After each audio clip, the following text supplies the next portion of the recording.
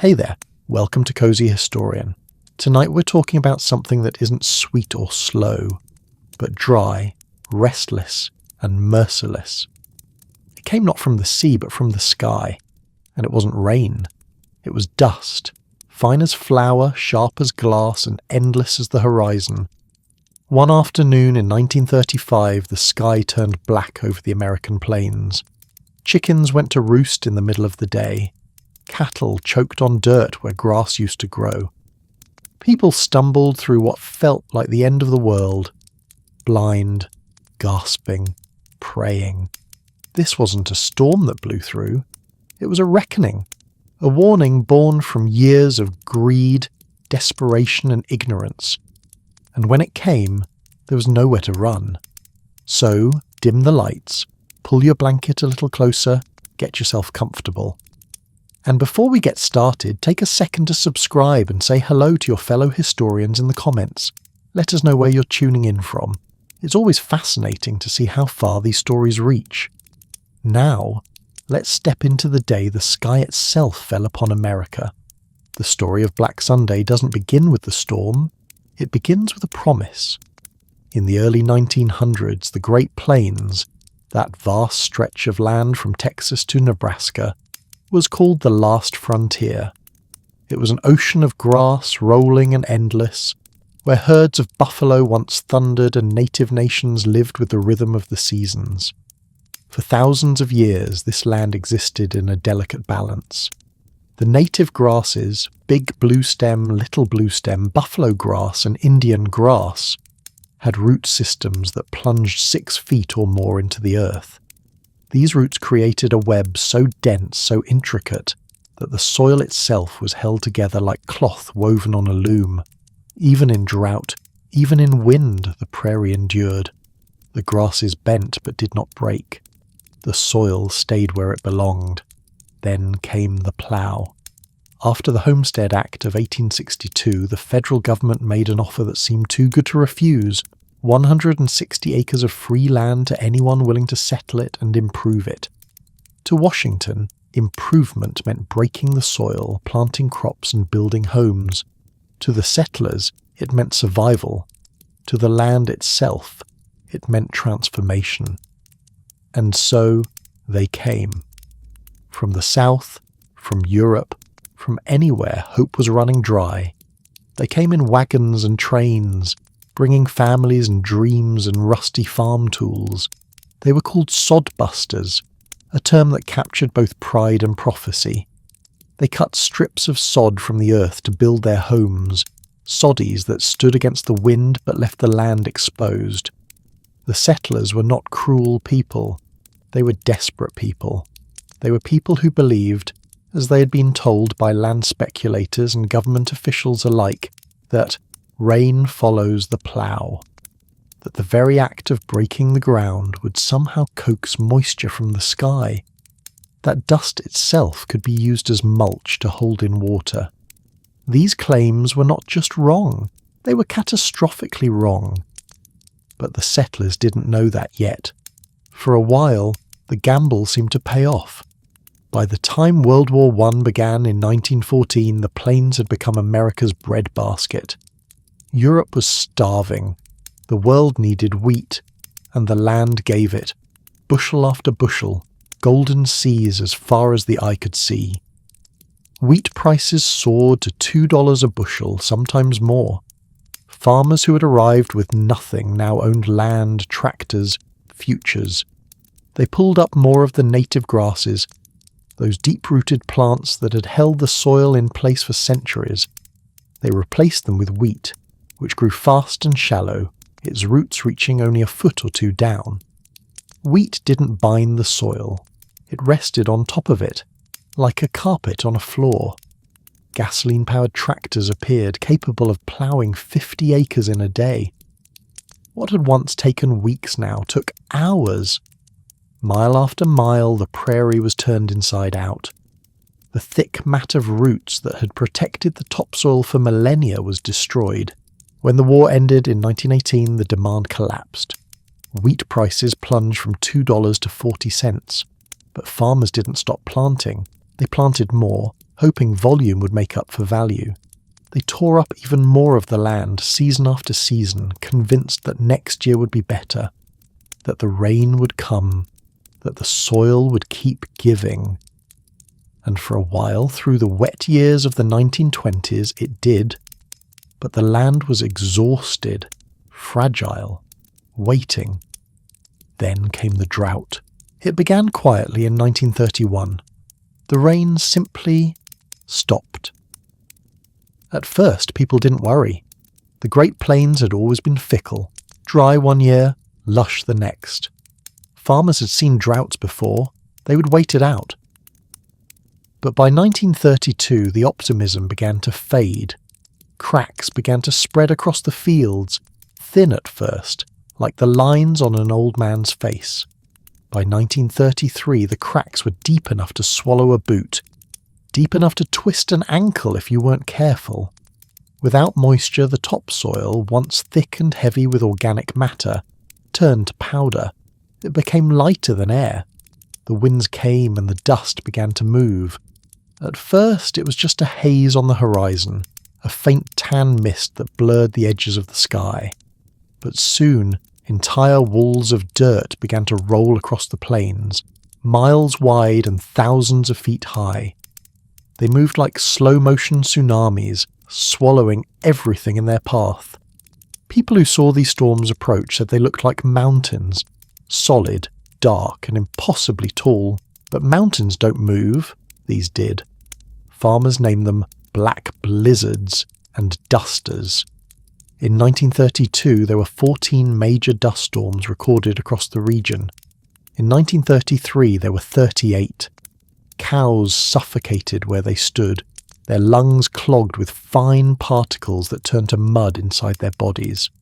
Cars stalled because dust choked their engines, grinding gears and pistons to a halt. In some towns, people strung wet sheets across their windows just to breathe. The sheets would turn black within hours. Inside, mothers wiped tables over and over, but the dust never left. It crept into beds, into food, into the lungs of children. It whispered through keyholes and cracks, reminding everyone that nature doesn't forget. By 1934, the term Dust Bowl had entered the nation's vocabulary. Reporter Robert Geiger of the Associated Press coined the phrase after witnessing one of these storms firsthand. He and photographer Harry Eisenhand were driving 6 miles north of Boise City, Oklahoma, when a wall of dust overtook them. They raced at 60 miles an hour trying to outrun it. The storm caught them anyway. They had to drive with the car door open just to see the edge of the highway. The trip into town took over 2 hours. The next day, Geiger wrote, "Residents of the southwestern Dust Bowl marked up another black duster today." The name stuck. You have to imagine what it was like to live in that world. At dawn, you'd open your door and see nothing but brown. The horizon, gone. The sun, dim as a candle behind a curtain of dirt. The air tasted like metal and chalk. Every breath scraped your throat. You'd step outside and taste grit on your tongue, feel it grind between your teeth. Even a glass of water wasn't clear. It shimmered with fine particles of dust that refused to settle. You could strain it through cheesecloth, but it never came out clean. Children wore damp cloths over their faces when they went outside, like soldiers in a gas attack. Schools shut down when storms rolled in because teachers couldn't see their students across the room. The air was so heavy that people tied ropes from their doors to their barns. Otherwise, they'd get lost between them. Neighbours vanished 5 feet away. They called them black blizzards. The worst could blot out the sun for hours, even days. Static electricity built up so strong that blue sparks jumped from barbed wire fences and cars. Some farmers learned to keep their hands in their pockets when walking through fields. Touching metal could knock them unconscious. There are stories of men dragging chains behind their cars to ground the electricity, just so they wouldn't get shocked when they opened the door. The storms created darkness so complete that you couldn't see your hand in front of your face. Not an exaggeration, not a metaphor. literal, suffocating blindness. 13-year-old Harley Holiday from Dodge City, Kansas, was bringing in the family laundry when a storm struck. He later recalled, "I couldn't see anything at all. It was black as night. I got down on my hands and knees and tried to crawl toward the house. I finally felt the porch and reached up and opened the screen door and crawled inside." Another survivor, Tommy Peckham, lost his way in a storm near Forgan, Oklahoma. Blind and disoriented, he stumbled through the blackness until he felt a door. He knocked and called out, "Mr. Loughborough, this is Tommy Peckham and I'm lost. May I come in?" He was at his own home. He didn't recognize it. The land died first, then the animals, then the people. Doctors began to see a strange illness. Dust pneumonia. It wasn't like regular pneumonia. This was something new, something terrifying. The dust particles were smaller than the period at the end of a sentence, finer than flour, with high silica content. When people breathed it in, the dust settled deep in the alveoli of their lungs, the tiny air sacs where oxygen enters the blood. The cilia, small hair-like structures that usually clear debris from the lungs, stopped working. The lungs filled with dirt and couldn't clear themselves. The symptoms were brutal. Racking coughs, high fever, chest pain, shortness of breath, body aches so severe people couldn't get out of bed. Many patients couldn't keep down food and were constantly nauseated. Some would die within days of their diagnosis. Children and the elderly were especially vulnerable. Infants whose lungs were still developing had almost no chance. Floyd Cohen, a survivor from the Panhandle, lost his little sister to dust pneumonia. She died in one room of their 2-room house while he lay sick with the same illness in the other. The doctor brought the toddler's body out on a table leaf for everyone to see one last time, before carrying her off to the mortuary. Decades later, Cohen's face still registered fresh emotion at the memory. "That was the hardest thing on me," he said, "and still is. She was such a perfect little thing." In Springfield, Colorado, 6 people died of dust pneumonia in 1935 alone. In Lamar, doctors often couldn't reach their patients because of sand drifts in the roads. The Red Cross declared a medical crisis and opened 6 emergency hospitals across Colorado, Texas, and Kansas.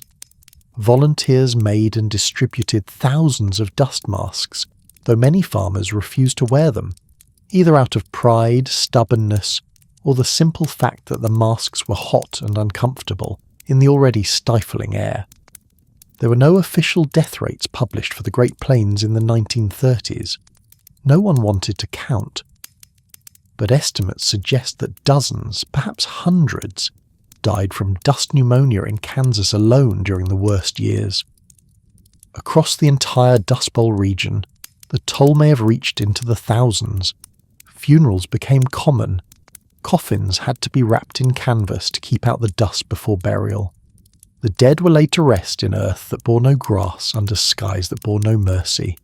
And still the storms kept coming.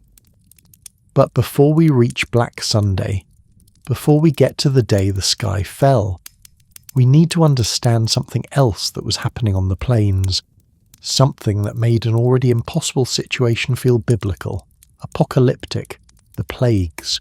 If the dust storms that turned daylight to darkness weren't apocalyptic enough, something else descended on the plains, something that seemed torn from the pages of Exodus. Jackrabbits, grasshoppers, millions upon millions of them. The jackrabbits came first. With the native grasses gone and the few remaining crops struggling to survive, the rabbits multiplied at an astonishing rate. Black-tailed jackrabbits could produce 3 to 8 offspring every 32 days. Without predators, the coyotes, hawks, and foxes had left or died. The population exploded. By 1935, the Wichita Beacon estimated there were 8 million rabbits in just 30 western Kansas counties. 8 million!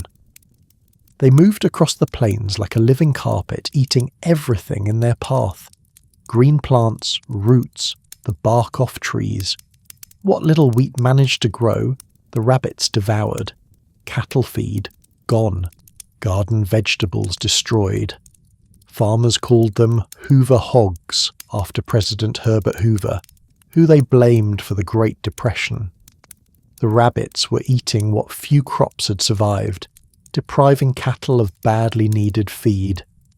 Some counties tried offering bounties, 1 to 4 cents per rabbit.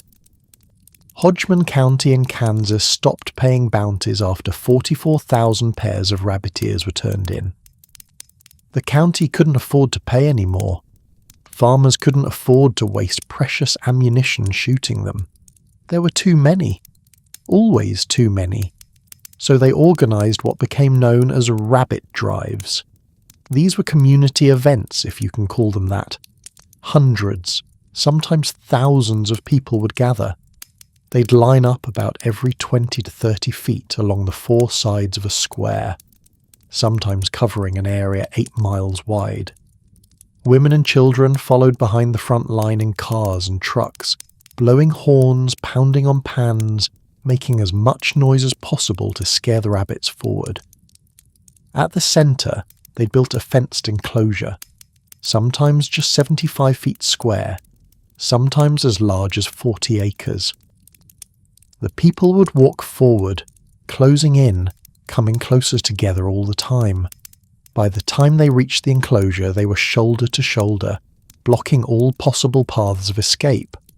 The rabbits, terrified and confused, poured into the pen. Thousands of them jumping over each other, their cries shrill like babies in pain. Then came the killing. Men with clubs, baseball bats, anything heavy enough to do the job. They waded into the mass of trapped rabbits and beat them to death. The rabbits screamed.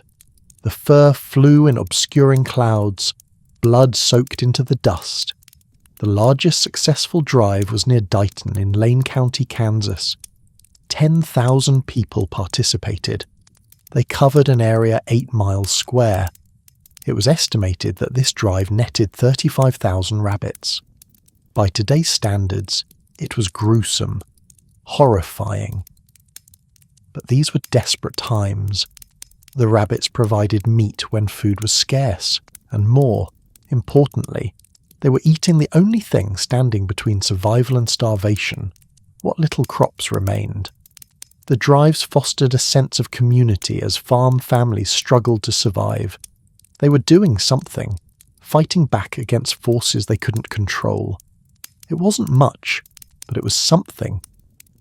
And then came the grasshoppers. Thick clouds of them, as large as 23,000 insects per acre, according to one estimate. They swept over farms and consumed everything in their wakes. Everything. Not just crops. They ate the clothes right off a sweating farmer's body. They ate leather and wood equipment, hand tools, wagon wheels. They were particularly fond of salt, so they'd consume anything touched by human sweat. They coated roads and train tracks, making it impossible for vehicles to get uphill. In some places they were so thick that trains couldn't get traction on the rails. The sound of their wings was like a constant hum, a drone that never stopped. President Franklin Roosevelt said during a fireside chat, "What the sun left, the grasshoppers took." The grasshopper eggs were carried on the winds of dust storms from Texas to Colorado. Estimates suggest that every 10 square mile patch was covered with 7 billion bugs. 7 billion. In 1937, the National Guard was called into Colorado to help deal with the plague. They tried flamethrowers. They tried explosives. They tried crushing the grasshoppers with tractors, driving over infested fields again and again. They burned other fields to rid the region of the swarm. Finally, the Civilian Conservation Corps spread an insecticide made of arsenic, molasses and bran across the fields. It worked. Slowly. But by then, what little remained of the crops was already gone.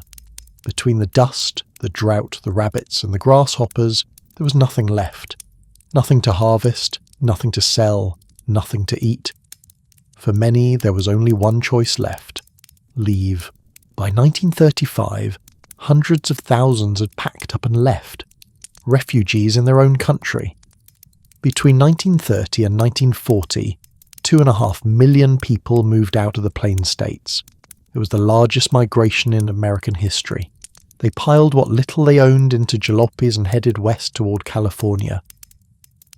The newspapers called them Okies, though not all came from Oklahoma. Some came from Kansas, Texas, Colorado, Nebraska, Arkansas, Missouri. It didn't matter. They were all the same to the people who turned them away. The term Okie became a blanket label for all the migrants, and it carried a sting, implying inferiority, ignorance, dirtiness, something less than human. The journey west was long and brutal. Most travelled along US Highway 66, Route 66, the main east-west thoroughfare that ran from Chicago to Los Angeles. It became known as the Mother Road, the path of hope and desperation. They travelled in overloaded vehicles held together with wire and prayer, mattresses tied to the roofs, children squeezed between furniture and supplies, everything they owned in the world packed into a single truck or car. They sold precious heirlooms for gas money. They camped along the roadside when they couldn't afford a motel. Some never made it to California. They ran out of money, or the car broke down one too many times, or someone got sick and they had to stop. The trip could take weeks, depending on weather and mechanical issues.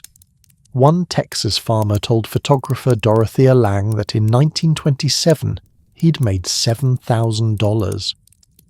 By 1932 he'd hit the road with nothing. When they reached California, they found something unexpected: hatred. Signs were posted along Route 66. No jobs in California. No state relief available for non-residents.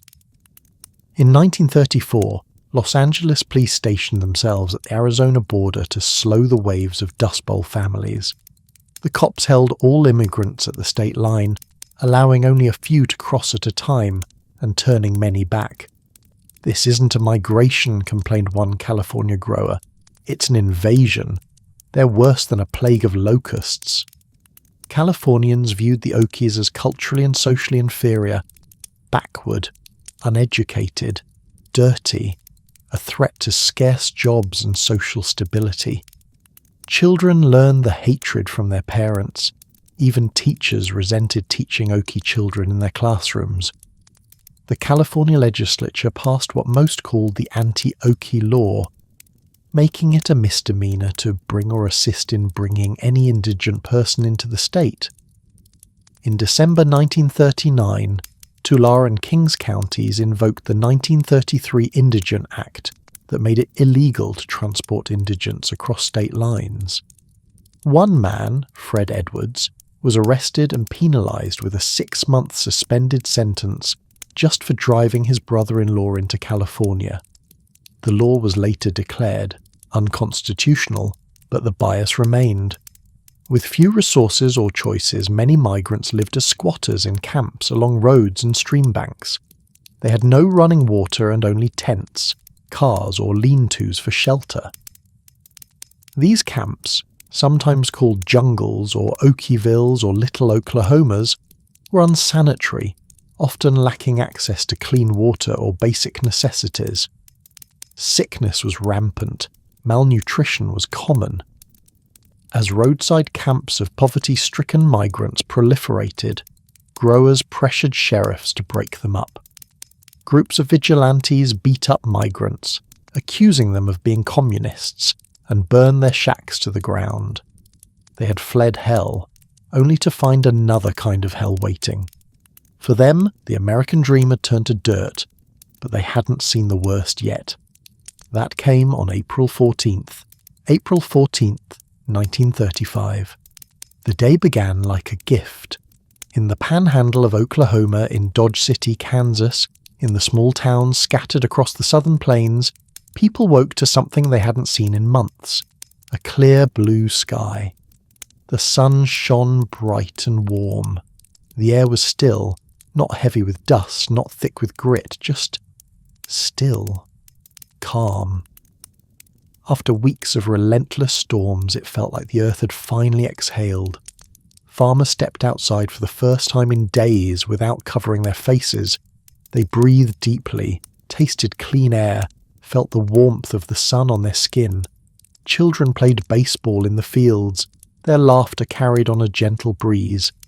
Families went to church, dressed in their Sunday best, and prayed for rain. One Oklahoma minister told his congregation that a few good rainstorms would make the land fertile again. Hope, fragile as it was, began to bloom. One reporter later said it felt like a Sunday meant to be lived. But by mid-afternoon, something strange began to appear on the northern horizon. At first it was just a shadow, low, wide and growing. People squinted at it, unsure what they were seeing. Was it a cloud, smoke, fog? It was none of those things. Within minutes that shadow had swallowed the sky. Birds scattered in panic, their calls shrill and frantic. Dogs howled and whimpered, their instincts screaming at them to run. Horses reared and bolted, breaking through fences in their terror. The air went still, not the calm stillness of the morning, but something heavy and wrong. The kind of stillness that comes before a hurricane, before a tornado, before something monstrous. Then the wind hit. Eyewitnesses said it came like a freight train, roaring, screaming, alive. A wall of black earth stretching more than 200 miles wide and rising as high as 10,000 feet into the atmosphere. Some said it moved faster than a man could run. Others said it moved like the ocean, slow but unstoppable. Either way, there was no outrunning it. It wasn't wind anymore. It wasn't even weather. It was the land itself, lifted up and hurled through the air. In Grand Island, Nebraska, the storm arrived around 9:30 in the morning. The wind shifting from the north, visibility dropping to a quarter mile. By midday, it had reached Goodland, Kansas. By 3 in the afternoon, it struck Dodge City like a hammer. The temperature was 84 degrees at 3 o'clock. Within minutes, it plunged into the 60s, then the 50s. The wind howled at 50 to 60 miles per hour, hurricane force, driving dust so thick that visibility dropped to 0. Not 100 feet, not 10 feet. 0. People couldn't see the buildings across the street. They couldn't see their hands in front of their faces. In one moment, daylight became midnight. People scrambled for shelter. Cars veered off roads. Drivers blinded and panicking. Children screamed as the daylight vanished in seconds, torn away like a curtain ripped from a window. One witness said, "It got so dark you couldn't see your hand in front of your face. The dust was just like face powder. It was so heavy and thick. It wasn't like sand. It was real dark, almost black." 13-year-old Harley Holiday, who we heard from earlier, crawled on his hands and knees to reach his front door. 11-year-old Imogen Glover, who lived in the Oklahoma Panhandle, later said, "The dust was just like face powder. It was so heavy and thick. It wasn't like sand. It was real dark, almost black." Inside homes, lamps couldn't cut through the blackness. People lit candles and lanterns, but the flames barely registered. Dust poured through keyholes, window frames, every crack in the wall. It filled cups, covered food, buried furniture. Women stuffed wet rags into every opening they could find, but it didn't matter. The dust found a way in. It always found a way in. In Dodge City, Kansas, a man named Tex Thornton tried to reach his wife across the street, but the storm caught him midway. He dropped to the ground, crawled blind, and followed a fence line by touch until he found his way home. He was covered in dirt, coughing blood, his skin raw from the grit that sandblasted his face. Ed and Ada Phillips of Boise City were driving home with their 6-year-old daughter when the storm overtook them. They had to abandon the car and take shelter in an abandoned adobe hut. There they joined 10 other people already huddled in the 2-room ruin, sitting for 4 hours in the dark, fearing that they would be smothered. The air was so thick with dust that breathing felt like drowning. They pressed wet cloths to their faces and prayed. Cattle dealer Raymond Elsaesser was desperately searching for his wife. Her car had been shorted out by the static electricity in the storm, and she'd decided to walk the 3/4 of a mile home. But in the blinding dust, she wandered off the road. Elsaesser drove back and forth frantically, his truck's headlights cutting through the darkness like knives through tar. Finally, his wife saw the moving lights and followed them back to safety. Not everyone was so lucky. In Waynoka, Oklahoma, the storm arrived around 4 in the afternoon with visibilities near zero and winds gusting at 50 miles per hour. In Canadian Texas, it struck just after 5, temperatures plummeting from the 80s into the low 60s in minutes. In Amarillo, the storm descended between 6:50 and 7:15, bringing with it a darkness so complete that people thought the world was ending. The storm raged for hours. By the time it passed, the Great Plains were unrecognizable. Entire farms vanished under drifts of dirt, some as high as the roofs of houses. Fences disappeared, buried completely. Roads became dunes. Cars were half swallowed. Barns collapsed under the weight of the dust. In Dodge City, downtown streets were covered in dust an inch thick in places. Where sidewalks had been, cleared, the gutters and streets were a foot deep in great piles of dust. The city had to haul loads of it away before water hoses could be turned on to wash off the streets. Some towns reported that the dust was so fine, so light, that it drifted like snow. Children played in it, building dust castles that blew away in the next breeze. It was later called Black Sunday, and for many it was the day hope finally broke. The next morning, silence. Not the peaceful silence of a Sunday dawn, the silence of a graveyard, the silence of a battlefield after the armies have moved on. People opened their doors to a world transformed. Every surface was coated in black powder. Towns looked like ruins from another planet. Houses that had been white were now grey. Cars were unrecognizable shapes under layers of dirt. The landscape had no colour, just shades of brown and black stretching to the horizon. Women swept dirt from their porches into piles as high as their knees. They swept and swept, but it seemed endless. For every shovelful they removed, more appeared. It was Sisyphean labour, exhausting and futile. Children coughed. The elderly wheezed. Animals lay dead in the fields, their bodies half buried in drifts. Dorothy Clefman, who was a child in Texas County, Oklahoma during the Dust Bowl, remembered that she couldn't see her hand in front of her face during the storm. When the dust finally settled, her family found their home filled with dirt, on the tables, in the beds, in the food. Her mother cried as she tried to clean it, knowing it would just come back with the next storm. But something else happened that day, something that would change everything. In Washington, D.C., over 1,000 miles away, President Franklin Roosevelt had already been following reports from the region. He knew the plains were suffering, but the images from Black Sunday, houses buried, faces masked in desperation, fields gone, changed everything. There was something else too, something almost miraculous in its timing. On March 21st, 1935, less than a month before Black Sunday, a man named Hugh Hammond Bennett was scheduled to testify before a congressional subcommittee. Bennett was the director of the Soil Erosion Service, a temporary agency created to combat the very conditions that had led to the dust storms. His agency was about to run out of money, and he was asking Congress for permanent funding and a new permanent department to deal with soil conservation. But Congress was sceptical. Soil erosion seemed like a farmer's problem, not a national crisis. Bennett had been talking about it for years, writing articles, giving speeches, pleading with anyone who would listen.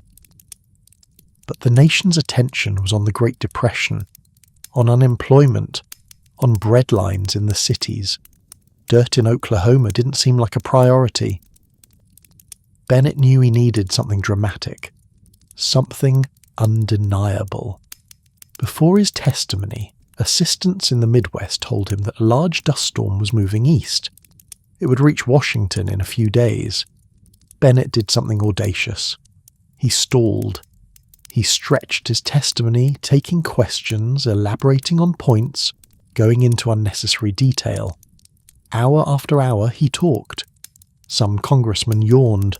Others grew impatient. Then, as Bennett was finishing his remarks, the storm arrived. The skies over Washington, D.C. darkened. A copper haze spread across the Capitol. The sun disappeared. Grit filled the air. Dust from the Great Plains, dust from Oklahoma, from Kansas, from Texas, settled on the steps of the Capitol building. It coated the monuments. It choked the throats of senators and congressmen who had never set foot west of the Mississippi. Bennett led the committee to a window. The dust storm he'd been waiting for rolled in like a vast steel town pall, thick and repulsive. The air became heavy with grit. The symbolism was impossible to ignore. Bennett turned to the committee and said simply, "This, gentlemen, is what I have been talking about." The room went silent. Not the silence of disinterest, but the silence of realization. This wasn't a regional problem. This wasn't a farmer's issue. This was a national catastrophe. The earth itself was rising up and blowing away. Congress didn't need more convincing. On April 27th, 1935, less than 2 weeks after Black Sunday, President Roosevelt signed the Soil Conservation Act into law. It created the Soil Conservation Service, a permanent agency within the U.S. Department of Agriculture. Hugh Bennett was named its first chief, a position he would hold for the next 16 years. That week, photographers from the Farm Security Administration arrived on the plains. Dorothea Lange, Arthur Rothstein and others captured images that would sear themselves into America's memory. Hollow-eyed mothers, children in rags, tractors half buried in soil, families huddled in migrant camps. One of Lange's photos became iconic. A mother, 32 years old but looking twice that, with 7 children and no food. Florence Owens Thompson was her name, though most people never learned it. She was a Cherokee woman from Oklahoma, sitting in a lean-to tent at a pea pickers camp in Nipomo, California, in March of 1936. Her children pressed against her shoulders, their faces turned away from the camera. Her hand rose to her chin, weathered and worried. Her eyes stared past the lens, into a future she couldn't see. The photograph was titled Migrant Mother, and it came to symbolize the entire era. Years later, Thompson would say she wished the photo had never been taken. But by then, her face had already become the face of the Depression, the face of desperation, the face of a mother's love enduring against impossible odds. Lange would note on the back of another photo from a migrant camp, "The condition of these people warrant resettlement camps for migrant agricultural workers." Roosevelt's New Deal launched an urgent rescue mission. The Civilian Conservation Corps, an army of young men desperate for work, was deployed to the plains. They planted shelter belts, long rows of trees across the plains to break the wind, cottonwoods, willows, elms. Over 200 million trees were planted between 1935 and 1942, creating what was called the Great Plains Shelter Belt Project. These windbreaks would catch the soil before it could blow away, slowing the wind, providing shelter for crops and animals. Conservation programs taught farmers to contour plough, following the natural curves of the land instead of ploughing in straight lines. They learned crop rotation, letting fields rest between plantings to restore nutrients. They learned to leave strips of grass uncut to anchor the soil. The Soil Conservation Service paid farmers to leave fields idle, to employ these land management techniques, to replant native prairie grasses. The federal government also bought more than 10 million acres of dried-up farmland and converted it back to native grasslands. Some of that land is still managed today by the US Forest Service, a permanent reminder of what happens when we forget to respect the earth. As part of the New Deal, the government also purchased starving livestock. For at least $1 a head, farmers could sell cattle that were too weak to work or breed. Livestock healthy enough to be butchered could fetch as much as $16 a head, with the meat used to feed homeless people living in Hoovervilles, the shanty towns named bitterly after President Hoover. But for the migrants who had fled to California, help came more slowly. The Farm Security Administration built 13 camps across California, each temporarily housing 300 families in tents built on wooden platforms. The camps were self-governing communities, and families had to work for their room and board. The first of these camps was built in 1936 near Arvin in Kern County, about 20 miles south of Bakersfield. It became known as Weed Patch Camp, though officially it was called the Arvin Migratory Labour Camp. With running water for showers, bathrooms and laundry rooms, and wood platforms designated for tents, the facility was a massive step up from the squatters' camps where migrants had been living. 3 structures stood at the heart of Weed Patch: the post office, which doubled as a medical clinic and hospital; the community hall, which hosted religious services and social activities like dances and meetings; and the library, where children could learn and adults could find a brief escape from their circumstances. Female staff and residents played a particularly important role in creating community at Weed Patch. Members of the Mothers Club organised themselves to take care of practical needs, like how to equally distribute resources like kerosene to all residents.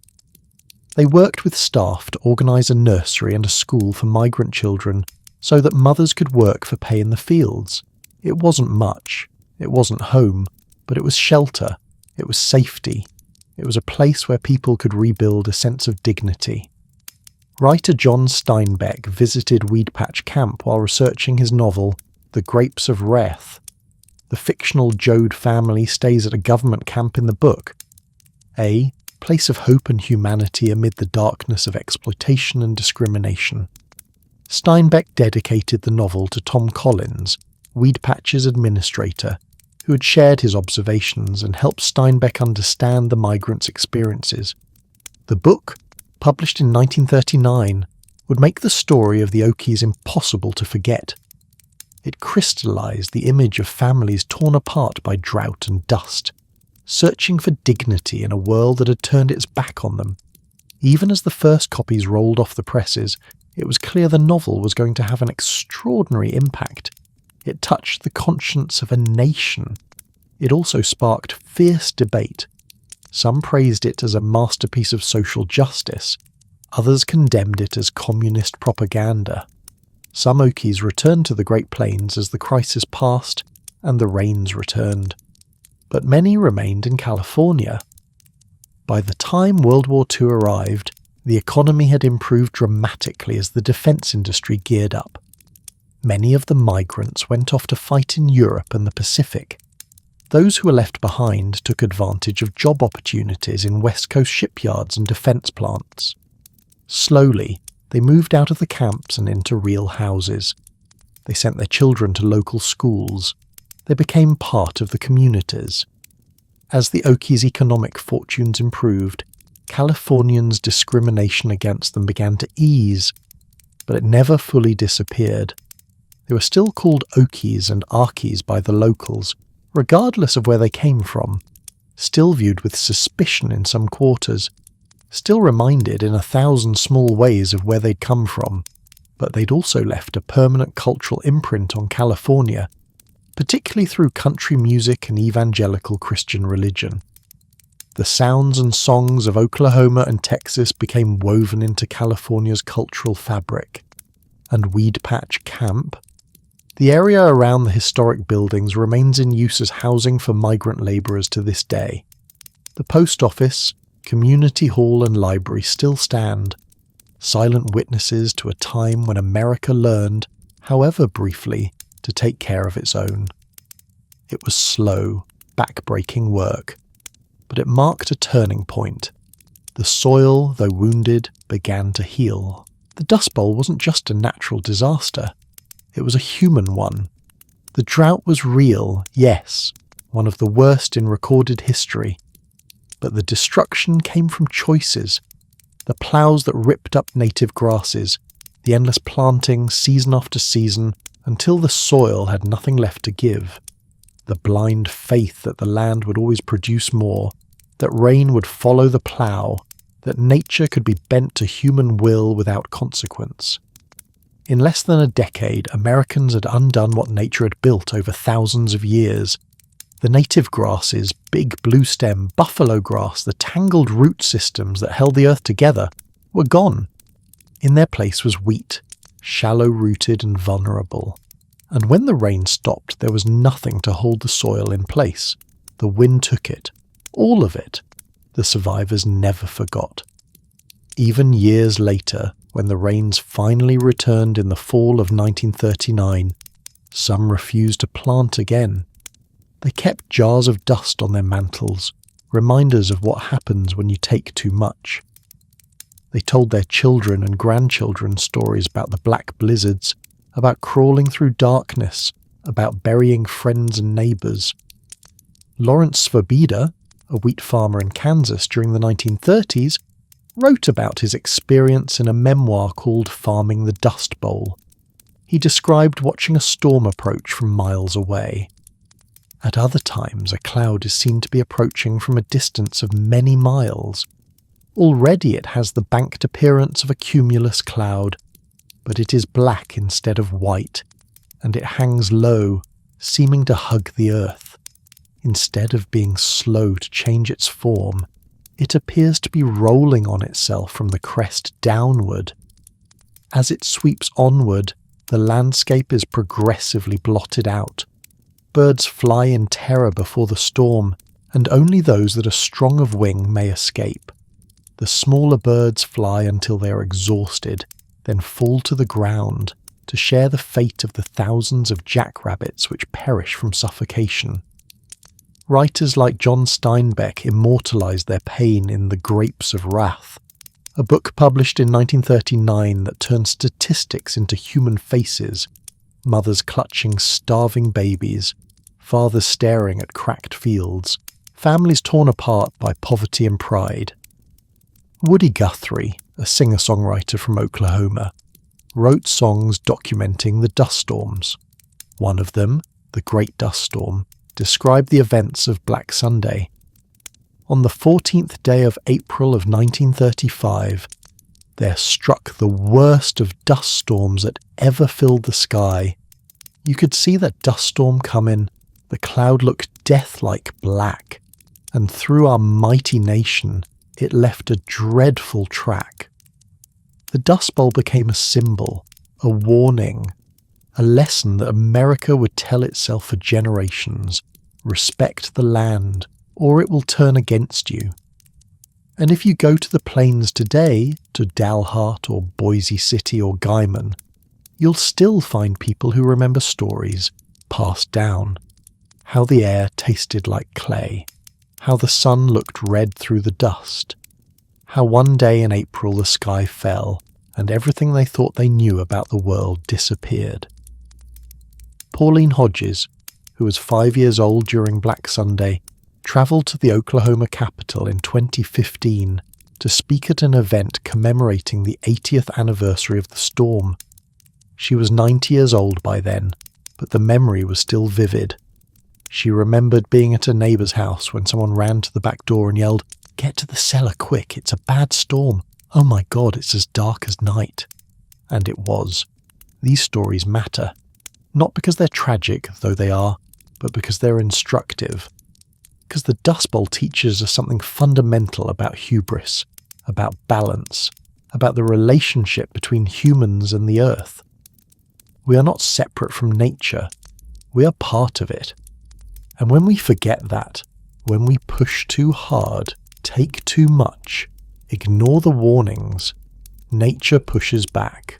It's tempting to see the Dust Bowl as something long past, a tragedy buried in black and white photos, a cautionary tale from another era.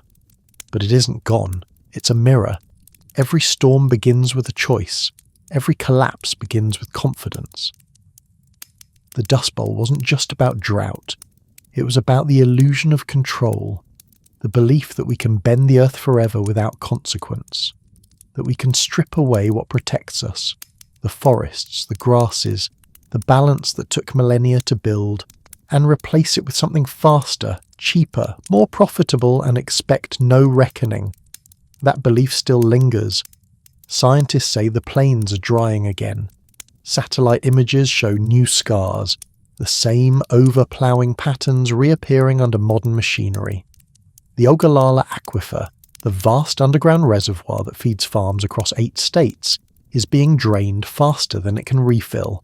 In some areas, it's dropped by hundreds of feet. Wells are running dry. Climate change is making droughts longer, hotter, more severe. In 2014, parts of New Mexico, Colorado, and Texas were drier than they were during the Dust Bowl. In 2025, researchers warned that drought-driven increases in airborne dust could increase premature deaths by 130% by 2100 if current trends continue. Some even warn that another Dust Bowl could come, not in 100 years, but within decades. Maybe that's why this story still matters. Because Black Sunday wasn't just the day a storm swallowed America. It was the day America saw itself, small, fragile and mortal against the sky. It was the day we learned, or should have learned, that the land gives, but it also takes. That we are tenants here, not owners. That respect is not optional. The soil remembers, the wind remembers, and if we're not careful, we'll remember too. In 1935, after decades of ignoring warnings from ecologists, from Native American leaders, from farmers who knew the land, Congress finally acted. But it took a storm, one that travelled over 1,000 miles, that darkened the sky over the nation's capital, that made senators choke on dirt, to force that action. It shouldn't take another Black Sunday to teach us the same lesson again. Hugh Bennett, the father of soil conservation, spent his life trying to convince people that erosion was a national menace.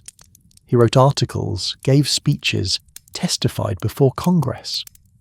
But it wasn't until the dust arrived in Washington, until it was impossible to ignore, that people listened.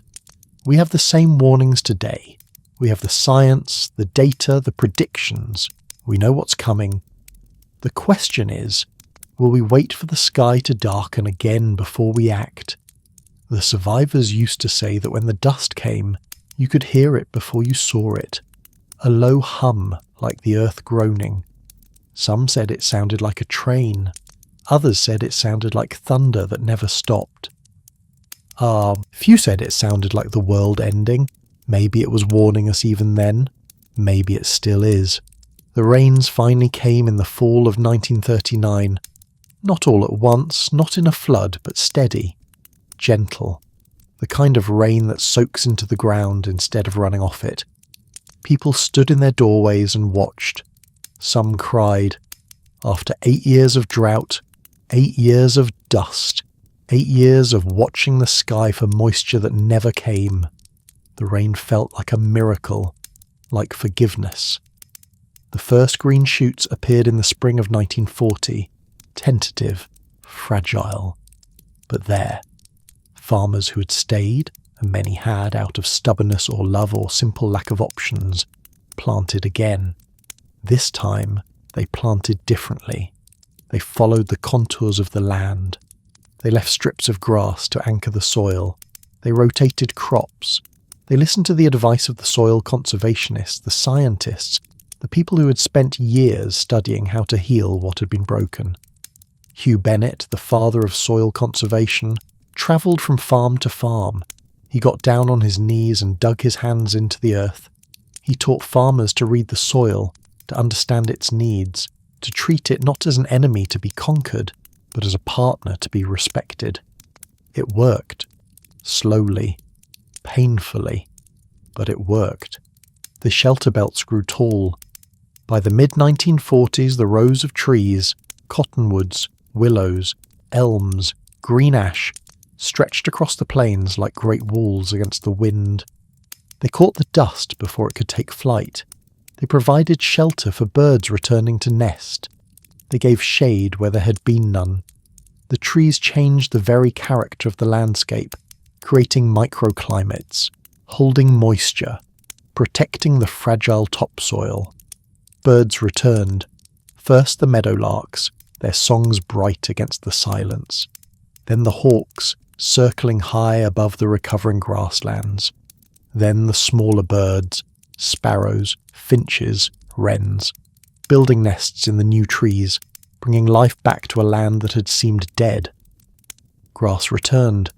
The native species, big blue stem, little blue stem, buffalo grass, came back on land that had been left fallow, their seeds waiting patiently in the soil for the right conditions. Their roots drove deep again, 6 feet, 8 feet, 10 feet down, weaving that underground web that holds everything together. The soil, dark and rich and alive, returned. Not everywhere, not completely. Some areas were too damaged. The topsoil blown away entirely, leaving only hard-pan clay that nothing could penetrate. But in many places, with care and time and the right practices, the earth began to forgive what humans had done to it. By 1945, the Dust Bowl was over. Not forgotten, but over. The land had been scarred, but it had not died. It had been pushed to the edge of collapse, but it had not collapsed. Because people changed. Because they learned. Not everyone, of course, not completely, but enough. The numbers tell part of the story. At its peak, the Dust Bowl covered approximately 100 million acres across 5 states. During the worst years, 1934 to 1936, hundreds died from dust pneumonia. Thousands of farms were abandoned. Entire towns shrank to populations in the single digits or disappeared entirely. But by 1940, wheat production was recovering. Rainfall had returned to near normal levels. The government conservation programs had taught farmers new techniques that would prevent, or at least mitigate, future disasters. The shelter belts were maturing. The land was stabilizing.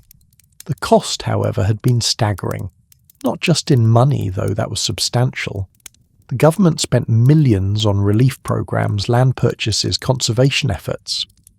But in human terms, in lives disrupted, families torn apart, children who grew up hungry, dreams deferred or destroyed entirely, some things could never be recovered. The native ecosystem that had existed for thousands of years was gone, replaced by a patchwork of farms and windbreaks and managed grasslands. The buffalo that had once roamed in herds of millions were reduced to small protected populations. The way of life that Native Americans had built in harmony with the land was shattered beyond repair, and the people who left never came back, or most of them didn't. Oklahoma lost 440,000 citizens to migration during the Dust Bowl era. Some towns that had boomed during the land rush of the 1890s were reduced to ghost towns. Schools closed. Churches stood empty. Main streets were lined with abandoned storefronts, their windows broken, their doors swinging in the wind. The ones who stayed, the ones who refused to leave even when things were at their worst, they were changed too, hardened by what they had endured, marked by it. They kept jars of dust on their mantles, not as decorations, but as warnings. They told their children and grandchildren stories, making sure the next generation would never forget. Today, if you drive through the Great Plains, you'll see green fields and golden wheat. You'll see windbreaks and contour ploughing. You'll see a landscape that looks healthy, productive, thriving. Center pivot irrigation systems draw water from deep underground aquifers to keep crops green even in dry years. But if you look closer, you'll see the scars. You'll see the old fences half buried in dirt that never washed away. You'll see abandoned farmhouses, their roofs caved in, their windows broken. You'll see foundations where buildings once stood, now just rectangles of concrete slowly being reclaimed by grass. You'll see towns that never recovered, populations that never returned. And if you talk to the people who live there, the descendants of the survivors, the ones who stayed, they'll tell you stories about grandparents who lived through Black Sunday, about great-grandparents who lost everything, about the dust that still sometimes rises on the horizon when the wind picks up and the rain hasn't come in a while. In Boise City, Oklahoma, they've preserved photographs and artifacts from the Dust Bowl era. In Guyman, they hold annual commemorations. In Dalhart, Texas, there's a museum dedicated to the survivors and their stories. These towns understand something that the rest of America sometimes forgets, that history isn't just dates and facts, it's memory, it's warning, it's instruction. They'll tell you that the land remembers, and that we should too, because the threat hasn't gone away, it's just sleeping. The Ogallala Aquifer, that vast underground ocean of water that feeds farms across 8 states, is being drained. In some areas it's dropped by hundreds of feet since people started pumping from it. Wells that once brought up abundant water now run dry. Farmers drill deeper and deeper, chasing water that's disappearing faster than rain can replace it. Climate scientists warn that the pattern of drought that caused the Dust Bowl is returning, that rising temperatures and changing weather patterns are making the plains drier, that another catastrophic drought could happen again, not in 100 years, but within decades. Some areas of New Mexico, Colorado and Texas were drier in 2014 than they were during the Dust Bowl. Dust storms have returned to the region, smaller than the black blizzards of the 1930s, but still a reminder that the land is fragile, that the balance can be broken, that vigilance is not optional. Modern farming techniques help. No-till farming, crop rotation, precision agriculture that uses satellites and sensors to optimize water use. But these methods require investment, knowledge, and most of all, the will to prioritize long-term sustainability over short-term profit. And that's where the lesson of the Dust Bowl becomes urgent again, because we're faced with the same choice the farmers of the 1920s faced. Do we take what we can get now, or do we think about what comes next? Do we exhaust the aquifer, strip the soil, chase maximum yield at any cost? Or do we remember what happened the last time we pushed too hard? History doesn't repeat, but it rhymes, and right now, the plains are humming a familiar tune. Because the next time the rain stops, the next time the wind picks up, the next time we push too hard and take too much, the earth will push back. It always does. The survivors of Black Sunday knew something that we've spent the last 90 years trying to forget, that we are not in control, that the land is not ours to do with as we please, that every choice has a consequence, that nature is patient but not infinite. They knew, because they lived through the day the sky fell. And if we're not careful, we will too.